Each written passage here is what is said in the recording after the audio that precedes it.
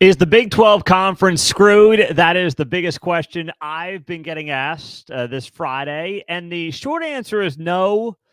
The long answer is a little more complicated. I'm Pete Mundo. Heartland College Sports is where you find us covering the Big 12 conference. We so appreciate you joining us and being a part of the show. If you're a Big 12 fan, if you're a college football or a college basketball fan, thanks for being here. Subscribe to the show on YouTube and the podcast. That way you never miss an episode. So huge news on Friday that the SEC and the Big Ten are uniting, and they're coming together to form this advisory group. And the question is, what does this mean for the Big 12 conference? Well, naturally, a lot of people are looking at this and saying, here we go. The SEC and the Big Ten are going to break off. They're going to form their own minor league, and everybody else is going to be left behind. I'm sitting here and I'm saying, not so fast. I don't buy that just yet, that the Big Ten and the SEC are going to hold all the cards to create some minor league football and basketball league that nobody else can be a part of.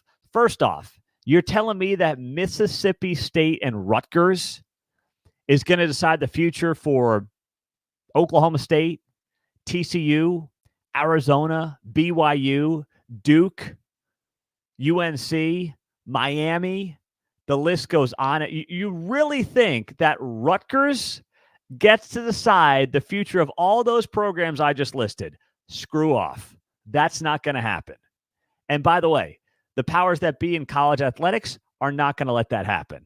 Rutgers, Mississippi State, and Vanderbilt get to decide the future for all these other programs? Not a chance in hell.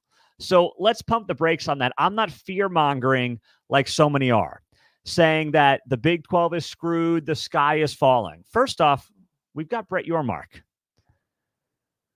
If there's somebody who's going to be able to penetrate this Big 10 SEC alliance on behalf of the Big 12, I believe in Brett. And I think you should as well. This conference is in great hands right now.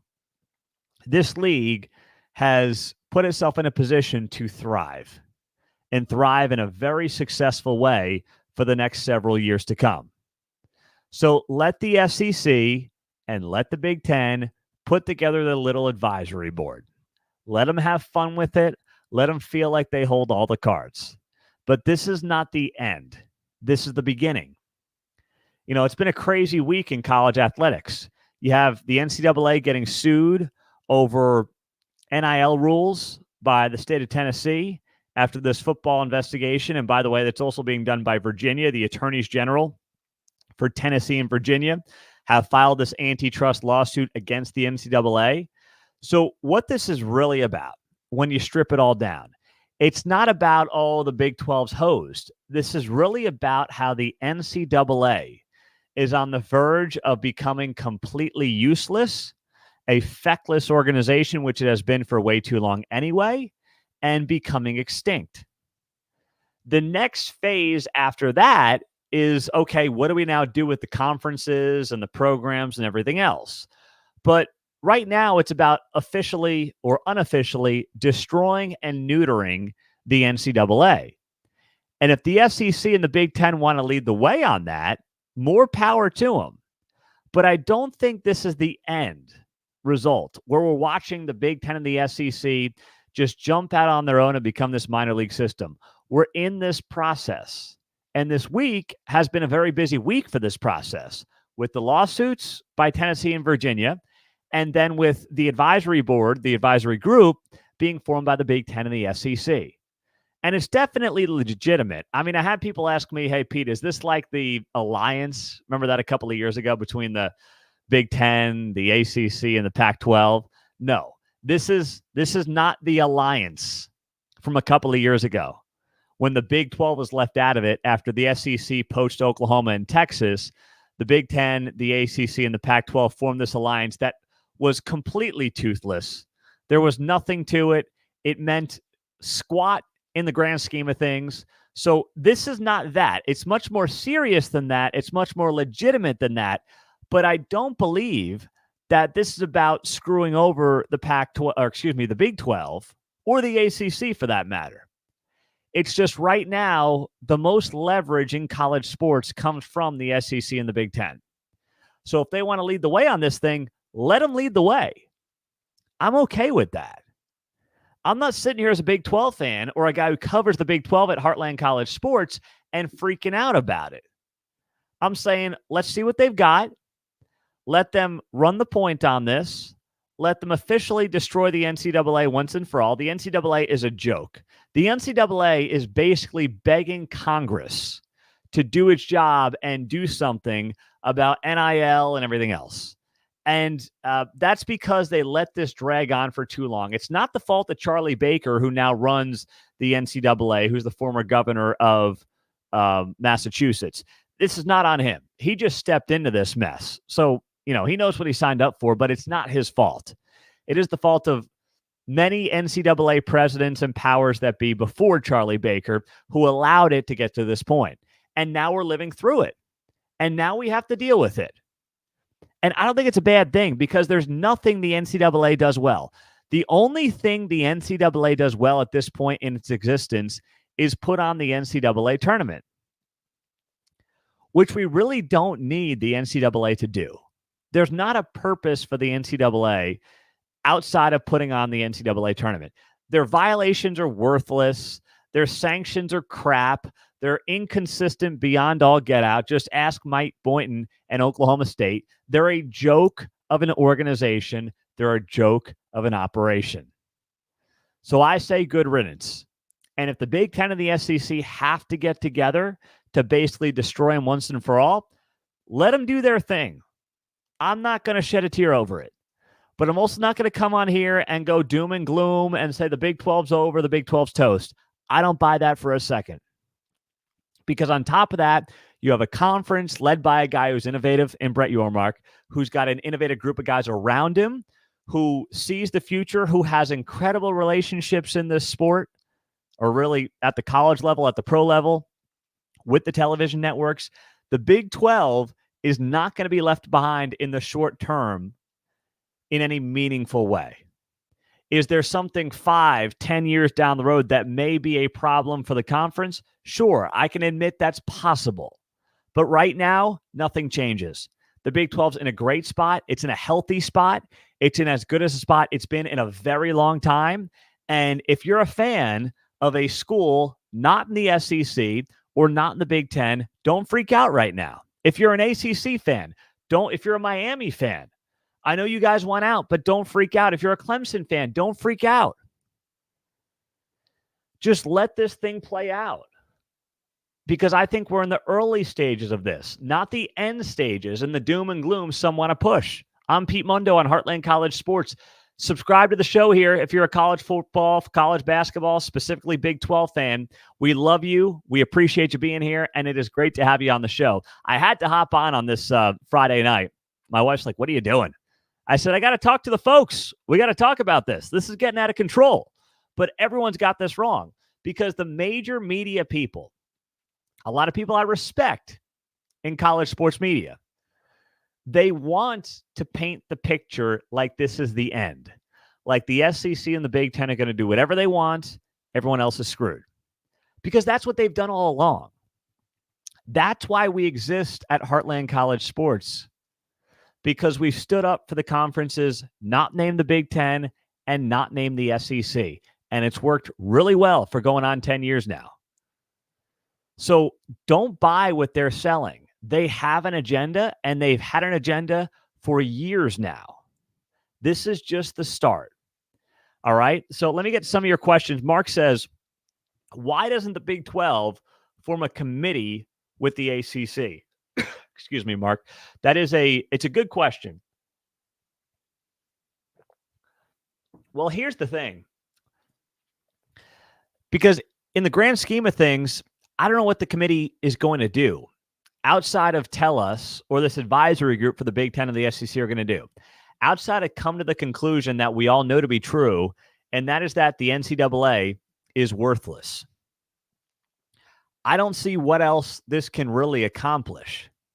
When it comes to name, image, likeness, how is that handled right now on a state-by-state basis, right? That's dealt with by state law. It's not a federal law. The NCAA has no sway over it. It's state law that determines the NIL rules for the most part. So you can form an advisory group just to make it look like you're doing something. But I'm not a big believer in doing things just for the sake of doing things. Pointing out, though, here, the two conferences have no more rights in creating an advisory committee than anybody else. Let's just create one more. The media is never going to portray this thing properly, even if the Big 12 comes together with the ACC. So let them do their thing. I'm going to trust Brett Yormark to work it hard and work it effectively behind the scenes. And I don't need the dog and pony show of an advisory committee to feel better about where this conference is at right now. I mean, you may want it. I get it, but I'm not going to feel better about it because we created an advisory committee with the ACC. Tim says here on Facebook Live, unfortunately, it's looking more like it will be the top 30 to 40 schools who are going to be part of this. However, maybe this will be a good thing and allow the rest to reorganize and restructure with geography and rivalries in mind. I've often believed what we're living through is not sustainable. I like where the Big 12 is at right now. I think it's in a healthy place. I love the additions. I love the new teams. I love having BYU, Cincinnati, UCF. I love having the new schools in the mix, right? I think it's great. I'm happy for all these programs that they're here, they're part of this league, and they're enjoying life in the Big 12 Conference. I'm happy about that. And I can't wait for the new 4 schools to come in. The Arizonas, Utah, Colorado coming back. But when you look at college sports, what we're living through does not feel sustainable. Right? I mean, does it feel sustainable to you? It doesn't feel sustainable to me. So I'm sitting here and I'm just taking a step back and I'm saying, Stanford in the ACC. How does this make any sense? These programs are spending a fortune and will continue to spend a fortune on travel. At some point, someone's going to say, this is really stupid and this doesn't make any sense. And I feel like we're going to go back to basically where we were. My hope is we go back to where we were a generation ago, where basically we have smaller regional conferences. You're going to send Stanford volleyball to UNC? Why? For what? I just can't figure it out. You're going to send Miami to Cal for a soccer game? I'm using the ACC as an example here because they're now the most extreme of the major conferences. It's not sustainable. Something's going to give. I don't think college sports is going to look anything like it does right now by the end of this decade. That's my prediction here at Heartland College Sports. I'm glad the Big 12's ahead of the curve. I think the Big 12's in a great spot, but we are living through something that is changing rapidly, and we're watching and living through history in college sports, and it's happening right now. So I'm accepting of where we're at, knowing it's not the end, and knowing the Big 12 has positioned itself. Is the outcome a 60-team, basically the Power 5 conferences from a couple of years ago into one minor league? Maybe that's it. I don't know. But I don't think we're at the end by any stretch of the imagination. And I don't think a Big 12 fan should right now be freaking out saying these two conferences are going to, do their own thing. They're going to break off from the NCAA, and we're going to be screwed. Big 12's got great brands. Big 12 has the best basketball in America right now. Big 12's got more leverage than the national media tells you, and that most Big 12 fans want to believe, because we naturally have a chip on our shoulders, and we have for a long time, living in that shadow of the SEC and the Big Ten. But we're okay, guys. We're going to be fine. We should be proud of this league, proud of its leadership, and know that we've got something to bring to the table. And no matter what happens in the future of college sports, we can be confident in knowing we're going to have a seat at the table. And I can't believe I hate that cliche. I really hate it. I used it. Whatever. I'm over it. We're going to be all right. I'm Pete Mundo on Heartland College Sports. Thank you guys for being here. If you are new to the show, or even if you've been here before and you haven't yet subscribed, subscribe right below. I'm pointing down if you're on YouTube, and of course on the podcast as well. Leave that 5-star rating and review. It'll take you 20 seconds. And these are the little things that you can do for us that help this show grow every single day. The thumbs up on YouTube is a big thing as well. So thank you guys for being here. Thank you for being a part of this. And we're going to have a Big 12 basketball recap reaction show on Sunday. So we'll talk to you then. If anything crazy happens, we'll hop on here if we have to. And hope you have a great weekend. I'm Pete Mundo. Heartland College Sports is where you find us, covering the Big 12. Go to our free message boards as well. Those are on the website, and we'll talk to you soon. Have a great night and a great day. See you later.